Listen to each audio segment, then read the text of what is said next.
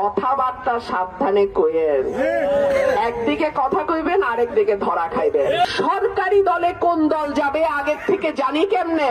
সংরক্ষিত মহিলা এমপির বরাদ্দ অনেক কম, সেই কারণে আমি সংরক্ষিতর ব্যাপারে বলছি আমি আর সংরক্ষিত হব না।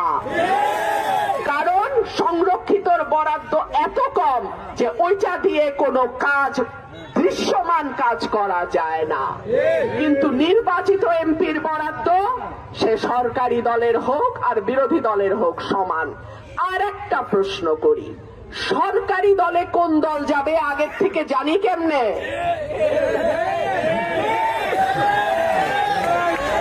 এইটা কি হাসিনার পাতানো নির্বাচন যে আগেই জানি সরকারে কোন দল যাবে? কথাবার্তা সাবধানে কইেন, একদিকে কথা কইবেন আরেকদিকে ধরা খাইবেন।